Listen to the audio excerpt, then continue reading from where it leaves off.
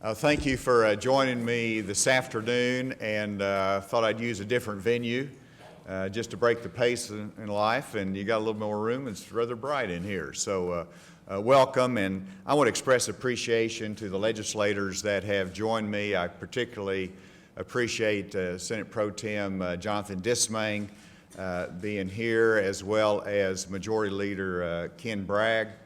And I noticed that the Speaker, Jeremy, had a conflict and could not be here, but do very much appreciate all the legislators making an effort to join me in this news conference. Whenever I was a young boy on the farm in Gravett, my mom gave me my first book. It was called Gardening Without Bunk. And it always stuck in my mind because it was an unusual title. And so I want to use that word a little bit to apply to today's circumstances. I need this morning to debunk an argument that is being presented by those that might oppose Arkansas Works, that might oppose the direction we're going in Medicaid reform. And some on both the left and right of the political spectrum are saying if you support Arkansas Works, then you must also be supporting Obamacare. They're making the linkage between everybody who supports Arkansas Works and any form of the Medicaid expansion in the states must be an ardent supporter of Obamacare or the Affordable Care Act. Let me tell you today that is not so, and we need to debunk that argument and that presentation because there's no truth to it.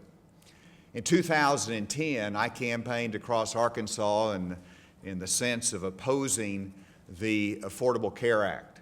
I urged its challenge in the courts. Why was I so opposed to the Affordable Care Act? I was opposed to it because I believed the individual mandate was wrong in terms of freedom. I believe the employer mandate was wrong in terms of freedom of our workplace in making decisions over health care. The whole premise of the mandates is what was unconscionable and a federal intrusion on states' prerogatives in terms of health care. And so I opposed it, and for those same reasons, I oppose the Affordable Care Act today. But we also have to deal in a real world, and the real world is that over 30 states have adopted that form of Medicaid expansion, and whenever the Supreme Court affirmed all of the mandates but left it to the discretion of the states in terms of Medicaid expansion, we all sat there on pins and needles and said, is it going to collapse? Well, it didn't collapse. It continues to today, and so it's important in Arkansas that we make decisions that are right for Arkansas. And that is the case that I want to make.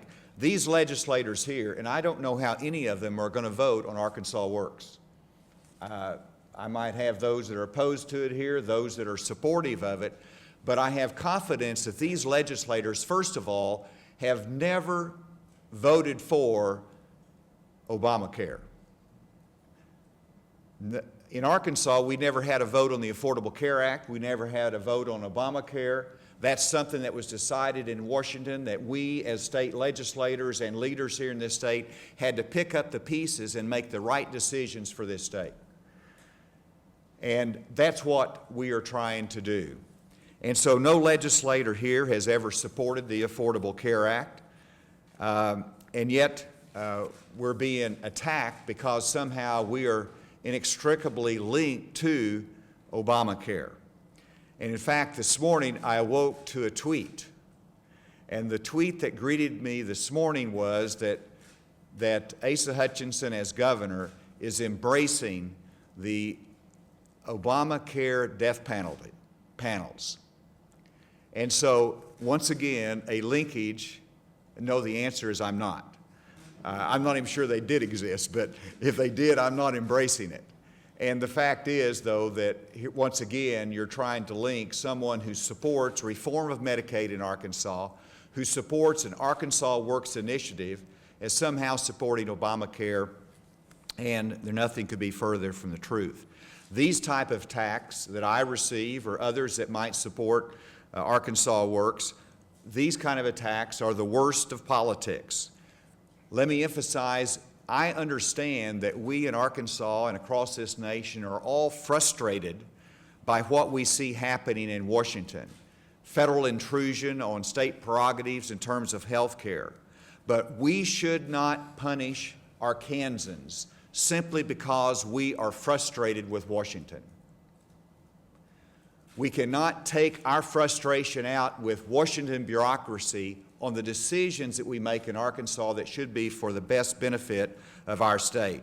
We can't punish Arkansans by denying health care coverage, by denying Medicaid reform, by putting in the reforms that I have advocated for work opportunities, personal responsibility, and reform of the program. I hope that Washington replaces Obamacare, but until then, we would only be punishing Arkansas to turn down federal money that 30-plus states are accepting. It is perfectly consistent, it is perfectly conservative and logical to oppose Obamacare as a federal policy and yet to accept federal dollars under the Medicaid program in Arkansas. It is a logical position, it is an Arkansas-oriented position, and it does not embrace the federal policy that is the framework of Obamacare. Why do I come to that conclusion? Why do I come to the conclusion that we should take, and we have taken, the Medicaid expansion dollars in Arkansas? That decision was made before I became governor. But I make the decision that to continue the acceptance of those Medicaid expansion dollars in Arkansas is the right decision for a number of different reasons. First of all, simply fairness. It makes no sense to me to say we're not going to take taxpayer dollar subsidies for the poorest on the income scale for health care when we're going to continue to accept those federal dollars for those on the middle income category. And so as a matter of fairness, we ought to have some consistency there in our policy, and it makes no sense to punish those that are in the lower income and continue to subsidize those in the middle income or the higher income. Secondly, it's a matter of health care, and the facts are that we have expanded health care in a state that is low in terms of health care access. We have elevated our state, we have improved health care access, we've improved the health outcomes for our citizens. That is a positive thing. And thirdly, it's a very practical issue, and that is our budget. We would have, if we reject Arkansas Works, if we reject the Medicaid expansion dollars and say, no, we're going to turn it back to Washington, then we have a $100 million plus gap in our state budget. We all believe in a balanced budget. We're going to balance the budget, but to balance that budget without the Medicaid expansion dollars, we have an immediate $100 million deficit in our state budget, and that is on the conservative side. And whenever you have a $100 million budget on deficit, then you've got to cut a lot in education, you've got to cut across the board in our agencies, you've got to end the highway program that I've initiated, or you've got to raise taxes. That's the reality of it. You're going to endanger public safety, you're going to jeopardize our commitment to education with that kind of $100 million plus gap in our budget if we reject the Medicaid expansion dollars. No one is asking us to reject federal money that subsidizes the middle class for health care, to turn down money that funds the health care exchange. And we should not be asked to turn down federal money because we want to make a political point. And that is all that would be. And it is important that we have legislators that are balanced in this view, that are able to debunk the misleading attacks that are out there, that if you support Arkansas Works, if you support Medicaid expansion in Arkansas, that is not inconsistent with opposing and wanting a different change of direction in Washington when it comes to health care policy. There was once an argument that if enough states rejected Medicaid expansion, the whole system would collapse. As I've mentioned, that did not happen. Over 30 states have adopted and taken Medicaid dollars. These legislators are here because they're willing to make the right decision for Arkansas, to listen and to be realistic in terms of our budget and how we can reform Medicaid. That's all I can ask of a good legislator. And I have confidence that they'll make the right decision when it comes to it. Any other decision will kill our highway program, hurt education, and endanger public safety. So, friends, thank you for being here, and I want to recognize other legislators in the room. Thank you for being here today, and we'll be open to take any questions you might have as we disperse, but if you have any questions that are directed at me on this topic, I'll be happy to take them. Governor, when you talk about the criticism, I know you said it's from the left and right. I guess can you single out who are you trying to address? Which groups, which individuals in terms of the criticism? Well, this is a policy announcement today. It is not in terms of defending the policy that we're presenting, and so I'm not trying to get into political campaigns. But you know, whenever you look, I think each of the legislators can answer that question, but it's from it can be from newspaper columnists that make that connection and say, if you're going to, you can't take federal Medicaid dollars and criticize Obamacare. Well, I'm debunking that theory. There are those from the right. I won't name them today. The other legislators might name them, but they're advocating and saying you're supporting Arkansas Works, you're supporting Obamacare. That's what we're debunking today, and I think it's pretty obvious who's in that category. So you're not worried that you're not going to be able to get the three-quarter vote? Is that what's going on? You're worried that the other side's winning the debate? No, it's the, Are going to say that. no, I think the answer to that question is sure. If we do not work to get the truth out to the Arkansas voters, then yes, we're not going to make that 3/4 vote margin because legislators do listen to the voters. But I have confidence that if we debunk the erroneous attacks that are out there, if we get the truth out and there's a good understanding of the impact on our state budget, then absolutely, we're going to get the 3/4 vote. We're going to have the support that we need to have our budget balanced, a good good state highway program, and Medicaid reform. Governor, I've been covering Republican primaries for the last few weeks, and I found that relatively few candidates who seem supportive of Arkansas Works are coming out and saying that they plan to vote for it. So is that part of the problem? No, not at all, because I haven't asked anybody to support it yet. And the reason is we don't have the legislation drawn up. We don't have the task force that has completed its work completely. So it'd be premature for people to say, yes, I'm going to vote for it, or no, I'm not going to vote for it. They need to wait and see exactly what it is. We've had the framework. I think it's been generally well received, but I would expect any thoughtful legislator to say, well, I understand the direction, I understand the challenges, but I want to wait and see what the legislation is. Where are you at with the requests that you made to the federal government, and when do you expect to hear finalization of that? I'll give a full report on that tomorrow before the task force, so stay tuned. Governor, do you support repealing the Affordable Care Act, and if so, wouldn't that kill Arkansas Works?